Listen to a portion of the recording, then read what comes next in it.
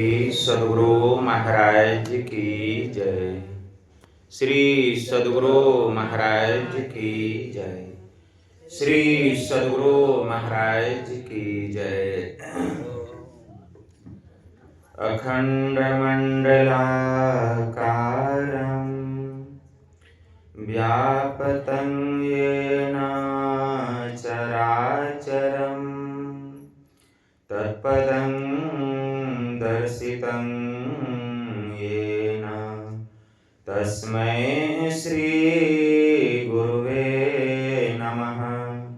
गुरुविनु ज्ञान न उपजे, गुरुविनु मिले न भेयो, गुरुविनु संशय ना मिटे। जय जय जय गुरुदेव, जय जय जय गुरुदेव। श्री सद्गुरु महाराज की जय। अव्यक्त रूप में प्रातः स्मरणीय अनंत श्री परम विभूषित परमाराध्य संत सद्गुरु महाराज के पावन कमल चरणों में बारंबार नमन। तीर्थों को भी पावन करने वाले मंचासीन वंदनीय साधु समाज के श्री चरणों में कोटि सह नमन। आदरणीय सत्संग प्रेमी गुरुजनों, भक्तिमती माताओं एवं धर्मशिला बहनों, आप लोगों को सर्वविदित हो चुका है कि 20वीं सदी के महान संत सद्गुरु महर्षि में ही परमहंस जी महाराज के परम प्रिय शिष्य संत सद्गुरु महर्षि संतसेवी परमहंस जी महाराज की जयंती के उपलक्ष्य में सप्ताह ध्यान साधना शिविर और सत्संग का आयोजन गणेशपुर तिनपुलिया सत्संग भवन में रखा गया है, जिसमें हम लोग अपनी अपनी उपस्थिति यत्र तत्र से इस स्थान पर दर्ज कर रहे हैं। यह हम लोगों का परम सौभाग्य है। इस संत मत सत्संग के द्वारा ज्ञान योग युक्त एकमात्र ईश्वर भक्ति का संदेश दिया जाता है, उपदेश दिया जाता है। प्रत्येक प्राणी मात्र को बोध कराया जाता है कि ज्ञान क्या है, योग क्या है, भक्ति क्या है, जीव क्या है, माया क्या है, ब्रह्म क्या है। इन सभी रहस्यमयी बातों का ज्ञान सत्संग के माध्यम से यह जो जीव अबोध बना हुआ है, सत्संग सुनते सुनते एक दिन वह सुबोध और परम ज्ञानी हो जाता है। अभी इस स्तुति संत स्तुति और गुरु वंदना से पाठ का शुभारंभ हुआ। हम लोगों ने अति ही मनोयोग पूर्वक भक्ति युक्त ढंग से पाठ का श्रवण किया। तत्पश्चात परमाराध्य के द्वारा स्वलिखित सद ग्रंथ सत्संग योग चारों भागों से हम लोगों ने भाग 1, 2 और 4 का भी श्रवण किया। पाठ के क्रम में श्री जवाल दर्शनोपनिषद के मंत्रों को हम लोग श्रवण कर रहे थे। मंत्र आया है, ज्वाला ऋषि का महावाक्य है, उपदेश है। क्या कह रहे हैं? उनकी वाणी में आया, ज्ञान शौचम परित्यज्य वाह्ये यो रमते नरः स मूढ़ कांचनम त्यक्त्वा लोष्ठम गृह्णाति सुब्रत। मतलब ज्ञान शौच को छोड़कर जो बाहरी शौच में पड़ा रहता है वह मूर्ख सोने को छोड़कर मिट्टी का ढेला हाथ में लेता है। लेकिन ज्ञान शौच किसे कहा गया है यह जानना पड़ेगा। ज्वाला ऋषि ने कहा कि ज्ञान शौच को छोड़कर, ज्ञान शौच कहा गया सत्संग को, जहां हम बैठे हैं। अभी जिस स्थान पर हम बैठे हैं यही है ज्ञान शौच। यहां आने पर ज्ञान की प्राप्ति होती है। जैसे धरती से सभी प्रकार के अन्न, कंद मूल, फल फूल की प्राप्ति होती है, वैसे ही सत्संग से सभी प्रकार का ज्ञान प्राप्त हो जाता है। तो यहाँ क्या सुनने को मिल रहा है? सत्संग। यहाँ गंगा बह रही है ज्ञान की, जमुना बह रही है ज्ञान की, सरस्वती की धारा भी बह रही है, यह त्रिवेणी की धारा बह रही है। राम भगति जहाँ सुर सरी धारा, असर सई ब्रह्म विचार प्रचारा, विधि निषेधमय कलिमल हरणी, करम कथा रविनंदनी वरणी। इसी को ज्ञान शौच कहा गया। तो इस ज्ञान शौच को छोड़कर, मतलब जो सत्संग को छोड़कर बाहरी शौच में पड़ा रहता है। बाहरी शौच हम इंद्रियों के द्वारा जो बाहर के विषय को ग्रहण करते हैं, इंद्रियों के द्वारा बाहर के विषय को ग्रहण करना, यह है बाहरी शौच। जो ज्ञान शौच को छोड़कर बाहरी शौच रूप रस गंध स्पर्श और शब्द में डूबा रहता है, झूठ प्रपंच छल कपट पाखंड इन सब में पड़ा रहता है, वह मूर्ख है, मूढ़ है। वह मानो सोने को छोड़ दिया है और मिट्टी का ढेला हाथ में लुढ़का रहा है। उसको कोई भी अच्छा नहीं कहता। यही ज्वाला ऋषि कहते हैं, उसको कोई अच्छा नहीं कहता है। तपः संतोषम दान आस्तिक्यम ईश्वर पूजनम, तपः संतोषम आस्तिक्यम दान ईश्वर पूजनम, सिद्धांत श्रवणम चेव ह्रीम तिश्च जपो व्रतम। ज्वाला ऋषि ने कहा तप, संतोष, आस्तिक्य, दान, ईश्वर पूजन, सिद्धांत, श्रवण, लज्जा, जप, इसी को व्रत कहा गया। इसी को क्या कहा गया? व्रत कहा गया। यही सबसे बड़ा व्रत है।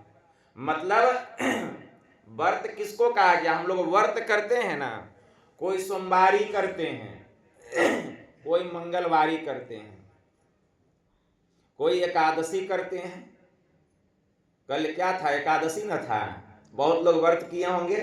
यहाँ देखिए ज्वाला ऋषि क्या करेंगे, व्रत किसको कहते हैं? ध्यान से सुनिए। कहते हैं तप। तप किसको कहा गया है? गला भी गड़बड़ा गया है लास्ट में।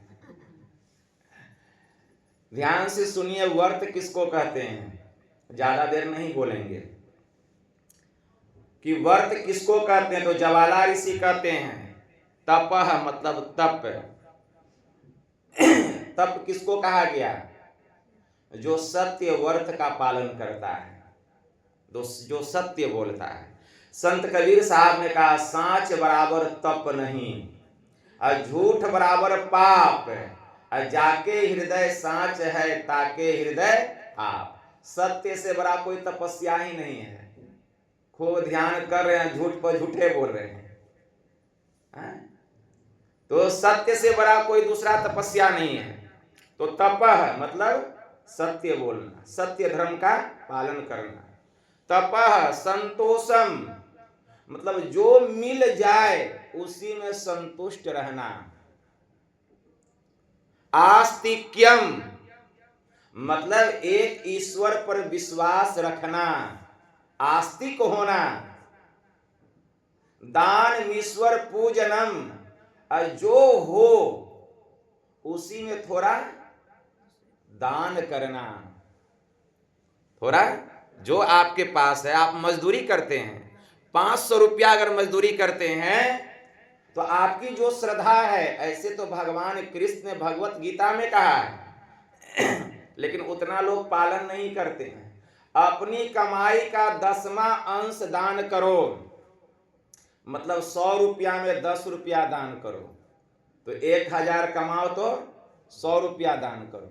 उतना कोई करता है? नहीं करता है। लेकिन करने वाला करता भी है यह मत कहिए, करने वाला करता भी है। व्रत क्या है वो मैं बता रहा हूं कि व्रत किसको कहते हैं। तो तपः संतोषम आस्तिक्यम दान, दान करना, जो भी आप कमाते हैं उसको उसी में से बचा के थोड़ा गुरु के चरणों में समर्पित करना। और ईश्वर पूजन मतलब ईश्वर की भक्ति करना, मतलब नित्य प्रतिदिन स्तुति विनती करना, ध्यान सत्संग करना, यही तो ईश्वर पूजन है। सिद्धांत श्रवणम मतलब सिद्धांत में रहना, अपने धर्म को समझना कि हमारे धर्म का सिद्धांत क्या है। हम लोग सिद्धांत का पाठ करते हैं ना, जो परम तत्व है, यही सिद्धांत। इस सिद्धांत को याद रखना, जो परम तत्व आदि अंत रहित असीम अजन्मा, ये सिद्धांत है। संत मत में 7 सिद्धांत है, सातों सिद्धांत को याद रखना। गुरु महाराज की वाणी में आया, जो परम तत्व आदि अंत रहित असीम अजन्मा अगोचर सर्वव्यापक और सर्वव्यापकता के भी परे हैं, उसे ही सर्वेश्वर सर्वाधार मानना चाहिए। तथा अपराजर और प्राचेतन दोनों प्रकृतियों के पार में अगुण और सगुण पर अनादि अनंत स्वरूपी अपरंपार शक्ति युक्त देश कालातीत शब्दातीत नाम रूपातीत अद्वितीय मन बुद्धि और इंद्रियों के परे जिस परम सत्ता पर यह सारा प्रकृति मंडल एक महान यंत्र की नाई परिचालित होते रहता है, जो न व्यक्ति है और न व्यक्त है, जो माइक दृष्टि तत्व विहीन है, जो अपने से बाहर कुछ भी अवकाश नहीं रखता है, जो परम सनातन परम पुरातन एवं सर्वप्रथम से ही विद्यमान है। संत मत में उसे ही परम अध्यात्म पद व परम अध्यात्म स्वरूपी परम प्रभु सर्वेश्वर कुल मालिक मानते हैं। यह पहला सिद्धांत। जीवात्मा सर्वेश्वर का अभिन्न अंश है, दूसरा सिद्धांत। जीवात्मा प्रकृति सर्वेश्वर का अभिन्न अंश है, प्रकृति आदि अंत सहित है और सृजित है। यह तीसरा सिद्धांत। चौथा सिद्धांत, मायाबद्ध जीव आवागमन के चक्र में पड़ा रहता है, इस प्रकार रहना जीव के सब दुखों का कारण है। इससे छुटकारा पाने के लिए सर्वेश्वर की भक्ति ही एकमात्र उपाय है। यह 5वां सिद्धांत। मानस जप, मानस ध्यान, दृष्टि साधन और सुरत शब्द योग द्वारा सर्वेश्वर की भक्ति करके अंधकार प्रकाश और शब्द के प्राकृतिक तीनों पर्दों से पार जाना और सर्वेश्वर से एकता का ज्ञान प्राप्त करके मोक्ष पा लेने का मनुष्य मात्र अधिकारी है। 6ठा सिद्धांत। झूठ बोलना, नशा खाना, व्यभिचार करना, हिंसा करनी अर्थात जीवों को दुख देना, मत्स्य मांस को खाद्य पदार्थ समझना और चोरी करनी, इन 5 महापापों से मनुष्यों को अलग रहना चाहिए। ठीक है ना। एक सर्वेश्वर पर ही अचल विश्वास, पूर्ण भरोसा तथा अपने अंतर में ही उनकी प्राप्ति का दृढ़ निश्चय रखना, सदगुरु की निष्कपट सेवा, सत्संग और दृढ़ ध्यानाभ्यास, इन 5 को मोक्ष का कारण समझना चाहिए। 7 सिद्धांत है। सिद्धांत श्रवणम मतलब सिद्धांत को याद रखना। अगर आप व्रत करते हैं ना, असली व्रत क्या है, जवाला ऋषि कह रहे हैं। ये 7 सिद्धांत जुबान पे रहना चाहिए। जैसे पूछें सिद्धांत सुनाओ। पहले जब कोई दीक्षा लेने आते थे तो गुरु महाराज पूरा स्तुति विनती और सिद्धांत पूछते थे, उसी को दीक्षा मिलता था। और अब तो सबको मिल जाता है। जब तक कोई सिद्धांत को नहीं सुनाता था उसको दीक्षा नहीं मिलता था पहले। तो इसलिए सिद्धांत को याद रखना। तो सिद्धांत श्रवणम चेव हिम तिश्च, और लज्जा विचार, जपो व्रतम, और जप, अपने अंदर में लज्जा रखना, विचार करना, अच्छी बातों का चिंतन करना, मनोयोग पूर्वक जप करना। अगर आप यह काम करते हैं तो आपके जैसा व्रतधारी इस दुनिया में दूसरा कोई नहीं है। श्री सद्गुरु महाराज की जय। इसी को जपो व्रतम जवाला ऋषि कहते हैं। तपः संतोषम दान ईश्वर दान तपः संतोषम आस्तिक्यम दान ईश्वर पूजनम सिद्धांत श्रवणम चेव हिम तिश्च जपो व्रतम। इसी को व्रत कहा गया। तो आप लोगों को यह मंत्र सुनाएं और अभी इसको बताएं, तो आज से आप लोग 1 नंबर के व्रतधारी बन जाइए। अगर 1 नंबर का व्रतधारी बनना है तो याद रखिए, तपः संतोषम आस्तिक्यम दान ईश्वर पूजनम, इसमें से एक को कमी नहीं होना चाहिए। सिद्धांत श्रवणम चेव हिम तिश्च जपो व्रतम, लेकिन यह होने वाला नहीं है। बस वही मंगलवारी, सोमवारी, बुधवारी, ठीक है ना, झूठो बोलोगे, फुसो बोलेंगे, घुसो लेंगे और खूब उपवासो करेंगे और कहेंगे बाबा हम व्रत किए हैं। यहाँ शास्त्र क्या कह रहा है कि व्रत किसको कहा गया। मैं उपनिषद की बात आप लोगों को सुना रहा हूं। यहाँ स्वामी नवीनानंद अपनी बात नहीं सुनाते हैं, केवल उपनिषद की बात। आप बैठ करके देखिए, केवल ब्रह्म ज्ञान जो ध्यान से सुनेंगे पर्दा खुल जाएगा कि यहाँ कौन सा ज्ञान। अगर मनोयोग पूर्वक सुनेंगे, अगर आपके जीवात्मा पर ठोकर नहीं लगा ज्ञान का, तब कहिएगा ठोकर लगेगा।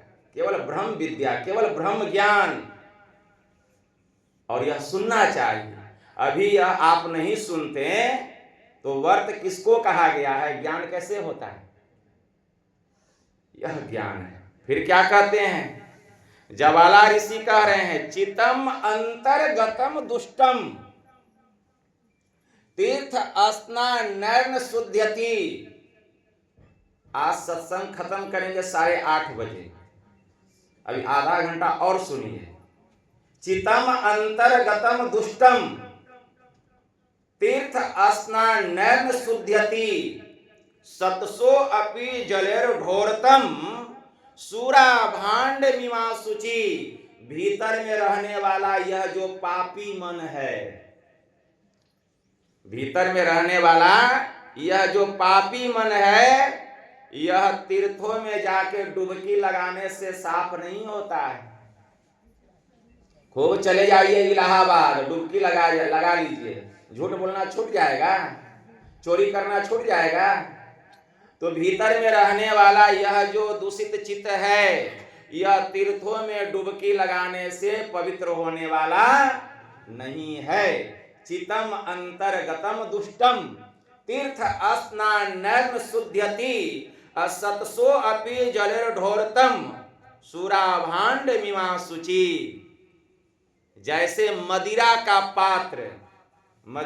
पात्र सैकड़ों बार गंगा जी में डुबा करके धो लीजिए, लेकिन वह शुद्ध होने वाला नहीं है, वह अपवित्र ही रहेगा। उसी प्रकार खूब पाप आप किए हैं, जा करके प्रयाग में डुबकी लगा लिए हैं, तो क्या आप पवित्र हो गए।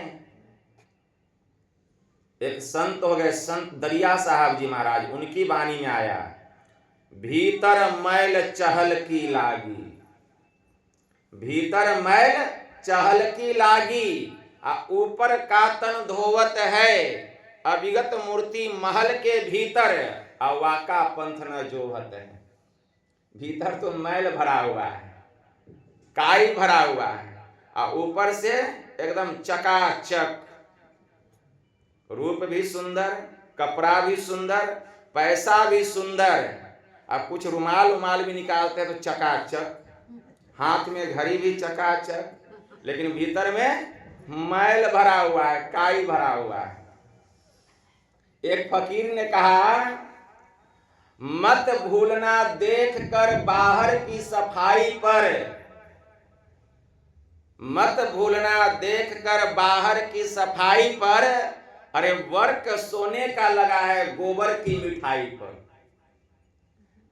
सोने का परत चढ़ा हुआ है लेकिन भीतर में तो गोबर भरा हुआ है, लेकिन ऊपर से सोने जैसा चमड़ा, देखते हैं चांद सा टुकड़ा, जो देखे वही मोहित हो जाए, नर नारी को देखकर और नर नारी नर को देखकर।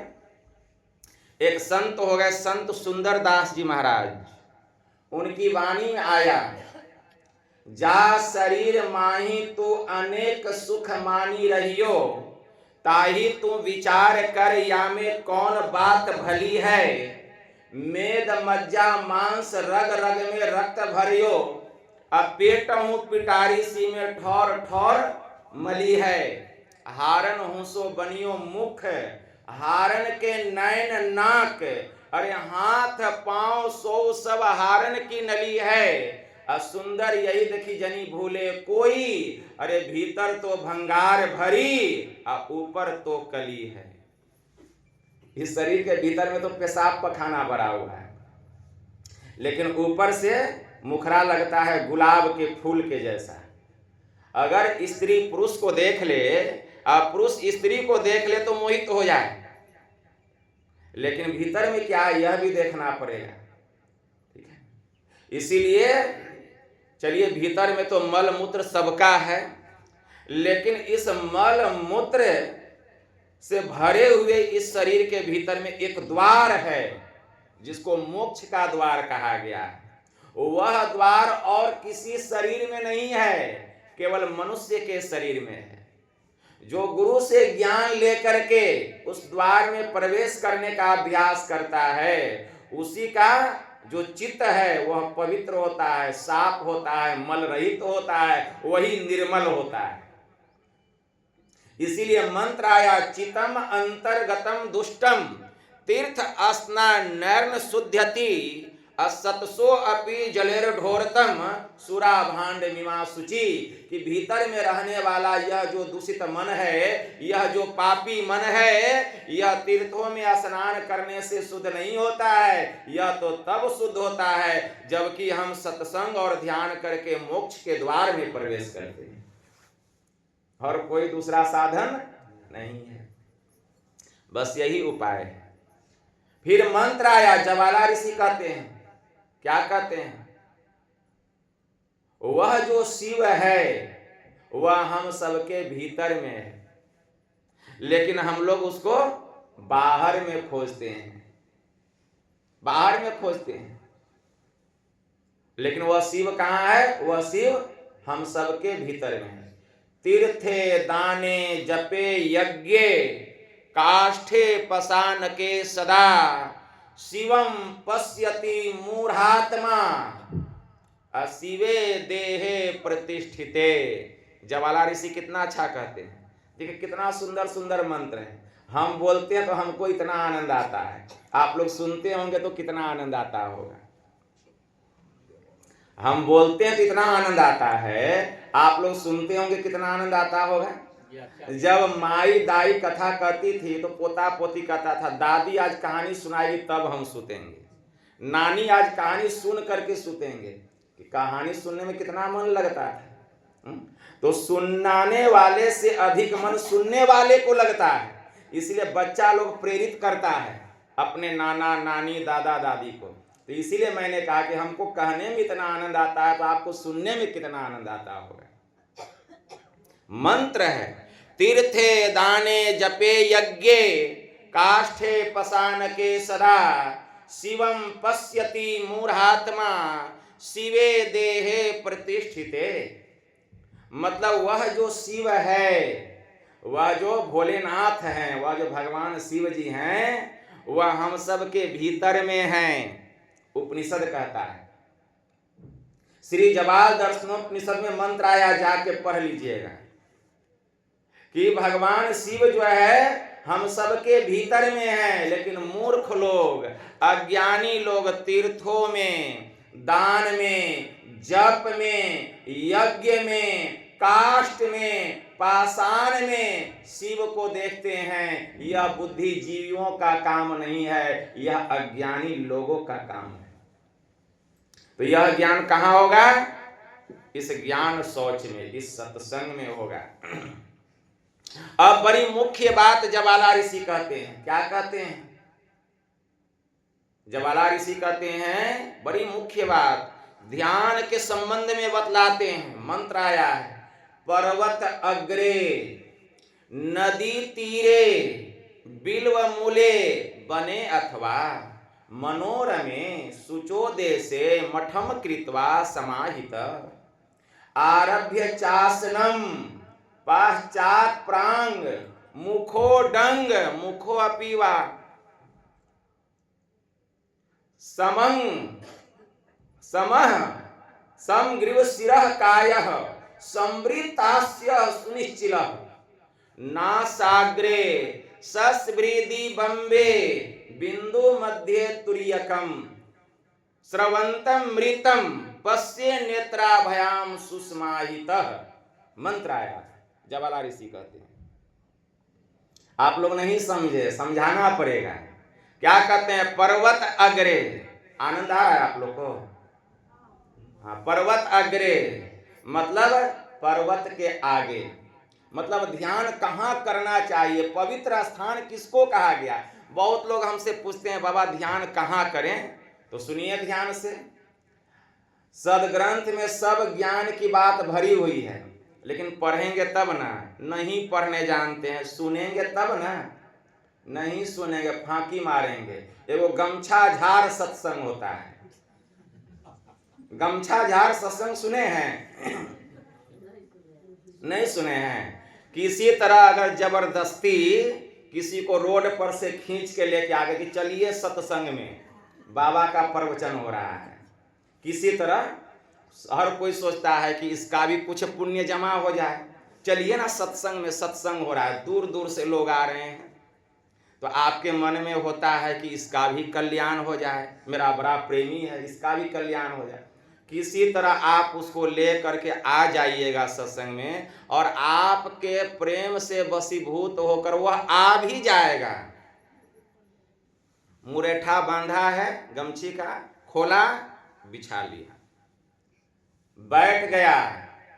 अब सुना भी सत्संग, अब उसको समझ में आया, पुण्य रहेगा तब ना। उठा थोड़ा देर में, गमछा झाड़ दिया, चल दिया, मतलब जो सुना वहीं छोड़ दिया। तो आप तो सोचे थे कि कुछ पुण्य कमा लेगा, लेकिन उसके भाग्य में रहेगा तब ना। इसी को कहा गया गमछा झाड़ सत्संग। ठीक है ना, झाड़ के चला गया। अब उसको भी लगा कि नहीं हम बोले तो आ गए, ठीक है ना। तो पुण्य पुंज बिनु मिलहि न संता, इसीलिए भगवान श्री राम ने कहा सत्संगति संस्कृति कर अंता। जब तक पुण्य का विशाल पुंज जमा नहीं होगा, सत्संग मिलने वाला नहीं है, मिलने वाला नहीं है। सत्संग उसी को मिलता है जिस पर हरि सहाय होते हैं, जिस पर हरि की कृपा होती है। बिनु सत्संग विवेक न होई, राम कृपा बिनु सुलभ न सोई। जिस पर हरि की कृपा होगी उसी को सत्संग मिलेगा, ठीक है ना। तो वही कहते हैं जवाला ऋषि कि ध्यान कहाँ करना चाहिए। कहते हैं पर्वत अग्रे, मतलब पर्वत के आगे। नदी तीरे, मतलब नदी के किनारे, नदी के किनारे। बिल्व मूले, बेल पेड़ को पवित्र वृक्ष माना गया है। बेल पेड़ को, पीपल पेड़ को पवित्र वृक्ष माना गया है। उसके नीचे में जहां उसका जड़ है, सिर उधर कर दीजिए, एकदम सामने, आपका पीठ उस तरफ है और सामने बैठ करके ध्यान कीजिए। जैसे भगवान बुद्ध को देखिएगा पीपल पेड़ के नीचे बैठ करके ध्यान कर रहे हैं। बिल्व मूले बने अथवा, या किसी वन में। मनोरमे शुचो देशे मठम कृत्वा, सोचो, मतलब पवित्र स्थान में, मनोरम स्थान में मठ बनाकर, मतलब कोई कोना बनाकर, कोई सत्संग भवन बनाकर, कोई मंदिर बनाकर, कोई घर बनाकर, अगर आपके पास में कुछ शक्ति है, कुछ आर्थिक स्थिति ठीक है, तो मठ बनाकर स्थिर हो जावे। ठीक है। आरभ्य चासनम, अब आसन आरंभ करें।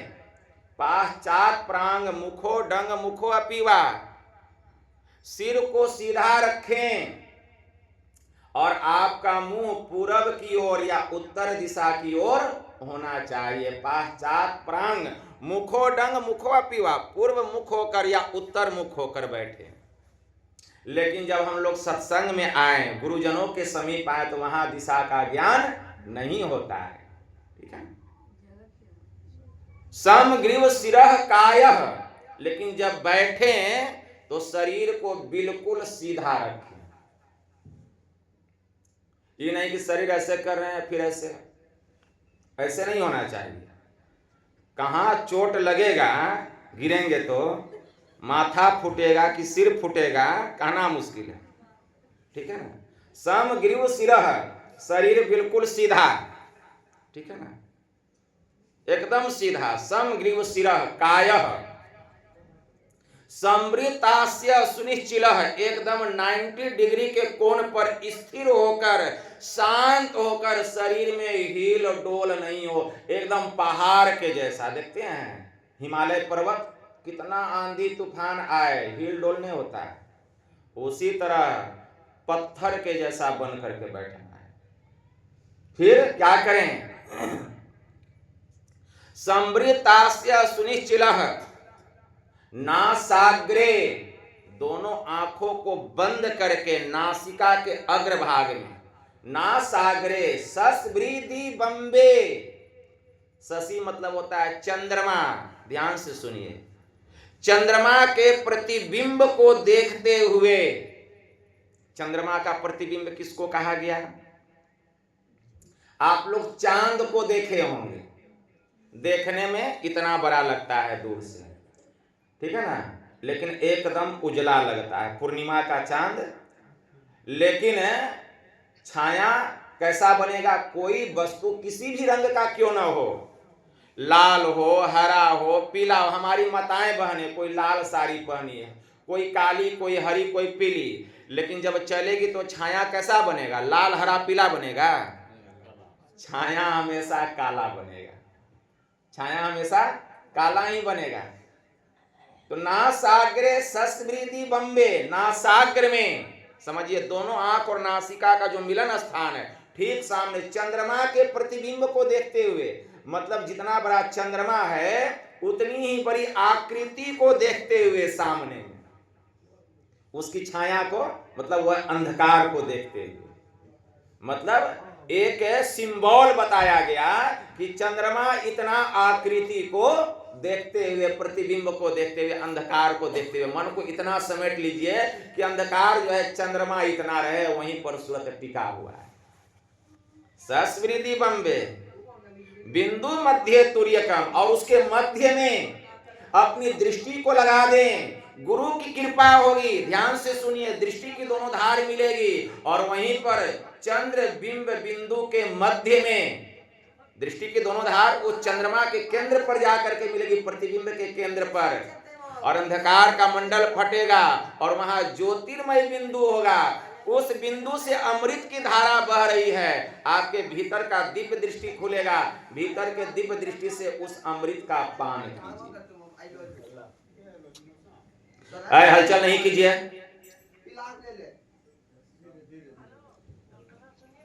हलचल क्यों कर रहे हैं आप लोग?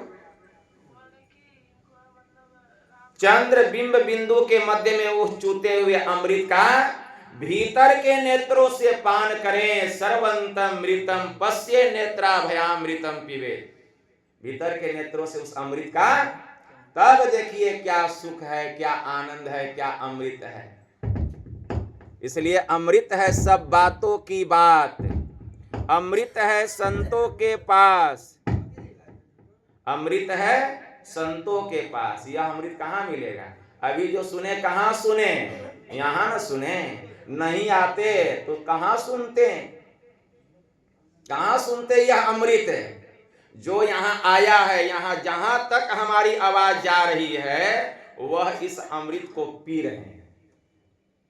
तो इसीलिए अमृत है सब बातों की बात, अमृत है संतों के पास, दरिया अगम नाम अनंत, जाको पी पी अमर भय संत। यह अमृत पीते पीते एक दिन आप भी सदा के लिए अमर हो जाएंगे। यही विषय वस्तु था, इसी के आधार पर मैंने आप लोगों को थोड़ा सा सुनाया। बस इतना ही कहकर गुरु महाराज के श्री चरणों में प्रेम पुष्प समर्पित करते हुए मैं अपनी वाणी को यहीं विराम देता हूँ। बोलिए प्रेम से श्री सद्गुरु महाराज की जय। आरती संग सतगुरु के जय। अंतर जोत होत लख लीजे, पांच तत्व तनय अग्नि राई, दीपक चास प्रकाश करी, जय गगन